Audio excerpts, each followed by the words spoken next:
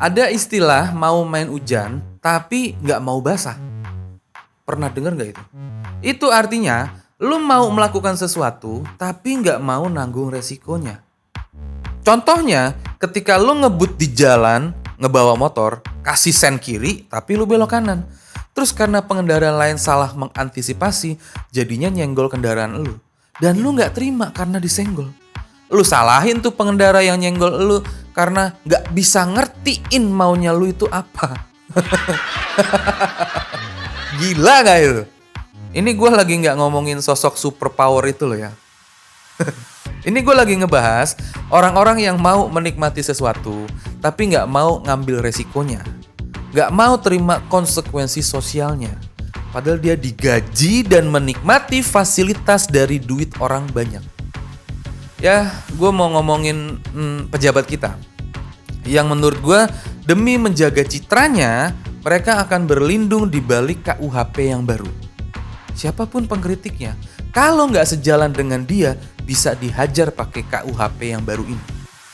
Warna. Logonya mana? Kameranya udah fokus belum? Papnya mana, woi? Lu semua pada tahu nggak? Kalau di KUHP yang baru, ada pasal yang isinya setiap orang yang di muka umum menyerang kehormatan atau harkat dan martabat diri presiden dan atau wakil presiden dipidana dengan pidana penjara itu paling lama 3 tahun atau denda. Terus ada juga setiap orang dengan lisan atau tulisan menghina pemerintah atau lembaga negara bisa juga dipidana. Nah, menurut beberapa pakar hukum yang gue baca, pasal ini adalah pasal karet yang bisa digunakan untuk memenjarakan siapapun lawan politiknya. Dan kalau gue bilang pasal ini ya berlebihan banget sih. Karena buat gue, ketika seseorang udah diambil sumpahnya sebagai pejabat publik, itu artinya dia udah nggak punya lagi ruang pribadi. Semua yang ada di dirinya itu adalah punya publik. Namanya aja pejabat publik. Dia harus jadi teladan dan harus bisa menjaga kehormatannya sendiri dengan cara berbuat sebanyak-banyaknya dan sebaik-baiknya untuk kepentingan publik. Kalau dia nggak bisa memenuhi ekspektasi atau harapan publik, ya publik berhak untuk komplain atau kritik dengan cara apapun. Masa mengkritik aja harus diatur? Sedangkan pejabat yang berbuat sesukanya itu banyak yang tanpa aturan. Banyak yang menduga kalau pasal ini bakalan dipakai supaya para pejabat bisa kasih serangan balik ke rakyat yang mengkritik dia. Terutama para pejabat yang terafiliasinya ke geng Solo.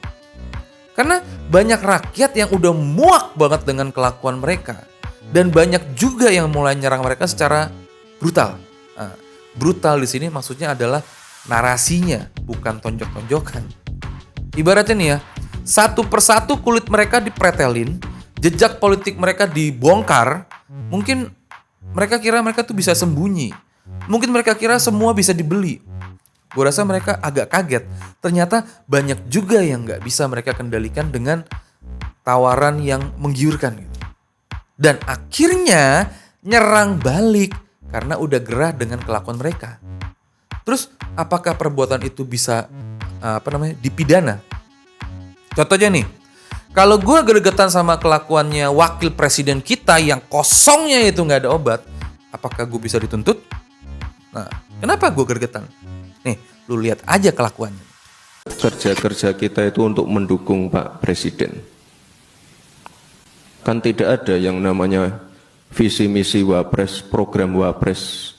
Yang ada visi misi Presiden dan program Presiden. Saya melabeli diri saya sebagai pembantu Presiden. Gara-gara dia ngomong kayak gitu, terus menurut gua itu adalah sesuatu yang memalukan. Masa gua nggak boleh komplain?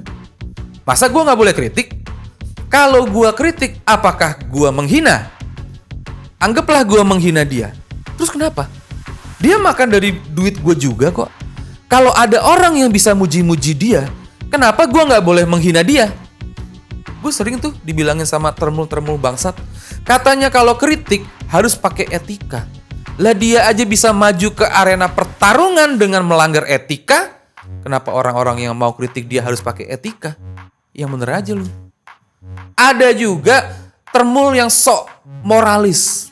Bilang kalau kritik harus pakai adab. Junjungannya elu aja memperkosa konstitusi secara biadab. Terus orang-orang yang mau kritik harus pakai adab. Ya jangan gila dong. Kenapa gue gergetan? Dia bilang gitu, gak punya visi misi. Tapi kenapa waktu debat pilpres dia janjiin 19 juta lapangan kerja? Gue gak pernah denger tuh Prabowo janjiin itu. Terus itu dia ngarang dari mana? Dan gue lebih kesel lagi.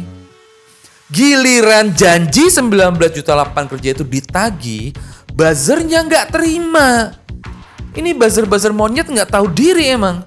Yang janjiin 19 juta lapangan kerja itu siapa? Giliran ditagih malah kalian yang ngamuk.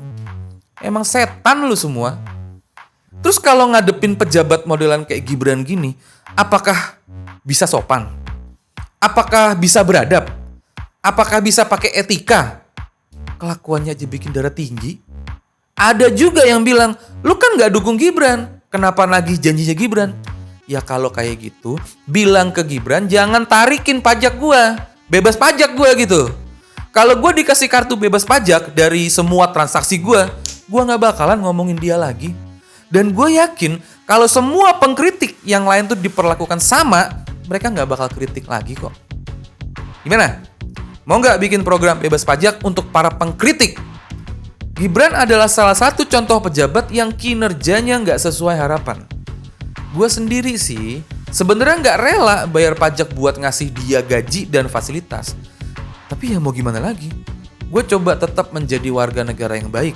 Walaupun kadang negara memperlakukan warganya dengan cara tidak baik. Kita belajar dari kasusnya Panji. Menurut gue, gak ada yang salah dari lawakan Panji di acara Mens Rea. Dia membalut kritikan dengan komedi yang menurut gue itu lucu dan penuh isi. Atau daging lah itu. Tapi mungkin lawakan Panji itu bikin panas beberapa pihak. Jadi ya dilaporin aja tuh ke polisi. Gibran emang udah bilang, ngapain lapor-lapor segala, kritik itu biasa. Dia mencerminkan seolah-olah dia gak terganggu dengan kritikannya Panji. Tapi kan kita tahu tipikalnya dia gimana. Sen kanan dia belok ke kiri. Awalnya gue gak punya prasangka apa-apa sama Gibran.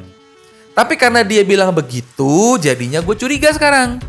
Jangan-jangan yang ngelaporin Panji itu ya disuruh sama dia. Terus gimana tuh nasib kasusnya Panji? Gue sih yakin gak akan berlanjut. Karena Panji sendiri mendapatkan dukungan masyarakat luas. Panji didukung karena apa yang dia suarakan itu keresahan banyak orang. Jadi wajar kalau dia dapat dukungan banyak orang. Ada yang bilang Panji itu beruntung karena acara dia itu dibikin sebelum KUHP yang baru diketok palu. Jadi dia gak bisa dituntut dengan menggunakan KUHP yang baru. Nah, yang jadi pertanyaannya, kalau sekarang kita mengkritik pejabat kayak Gibran gitu, apakah bisa dikenakan pasal-pasal yang ada di KUHP baru? Apalagi anak-anak Panji juga kena bulian.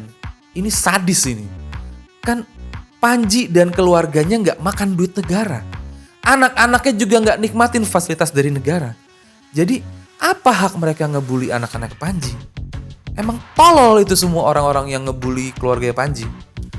Apa yang terjadi pada Panji ini merupakan contoh kalau pasal-pasal yang terkait urusan penghinaan ini bisa jadi pasal karet yang digunakan untuk menjerat siapapun lawan politik dari penguasa. Walaupun ada pasal yang berbunyi kalau berhubungan dengan kepentingan rakyat banyak berarti itu nggak termasuk penghinaan. Menurut gue itu adalah pembatas yang nggak jelas. Kalau gue bilang mending pasal-pasal beginian gak usah ada. Gak berguna. Pejabat negara siapapun itu harus siap panas kupingnya. Mau dipuji siap, mau dihina siap, mau dicaci maki ya siap. Kalau ada rakyat yang memberikan kritik keras, ya tinggal diklarifikasi. Gak perlu dituntut, apalagi diteror. Apa lo? Warna-warna. Logonya mana? Kamera udah fokus belum? Papnya mana woi?